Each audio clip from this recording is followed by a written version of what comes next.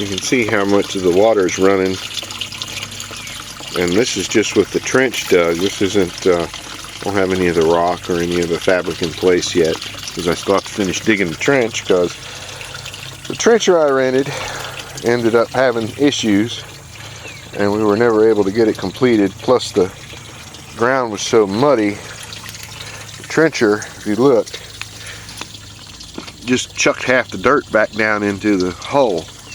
So I still have to go behind it with my little backhoe and dig it out to finish it out and set my level down right. So, but this side here is the side I've started working on with the backhoe. I've made it about that far in between rainstorms. So, which is considerable based on, you know, how much dirt you're taking out of this hole. Just a lot. Now that big pile doesn't count because that's from the footers, but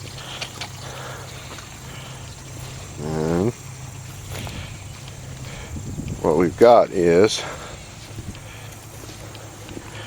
it's hard, it's maybe hard to see, but I'll zoom down in it here. That little hole right there actually has water bubbling up out of it, and when we started you could tell because it's a different color. But I bored a hole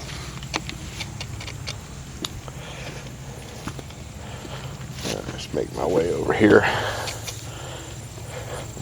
And I have to tell you, this was a bit of a challenge. I bored a hole from the footer here all the way over to that trench. I didn't want to dig a trench because that's too messy and it would mess up my stakes and my batter boards. So what I did was I thought, well, this is this gnarly clay soil, so I'll take a piece of some scrap, I think that's 2-inch electrical PVC conduit, the gray PVC, which you can't use anymore because they mandate 3-inch, and of course I have a buttload of it up in the barn that a friend of mine gave me. And so we used the water hose and stuck through it and made like a water drill, put a nozzle on it, and then shove that hose through the end of the pipe and let it wash the dirt out ahead of the pipe, and then gently tap the pipe through the hole.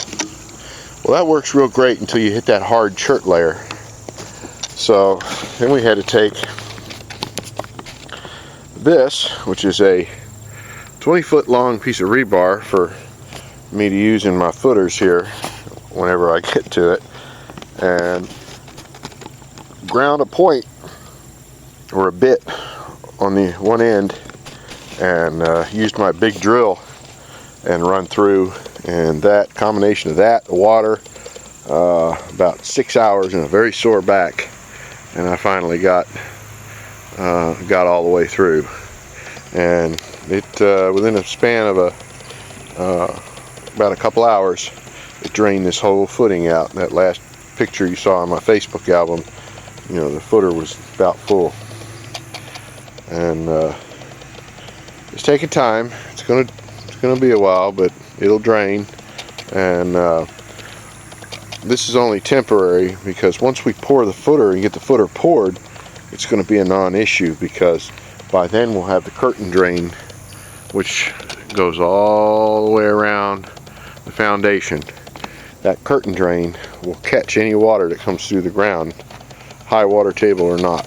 So anyway, so there you have it. Thanks for watching.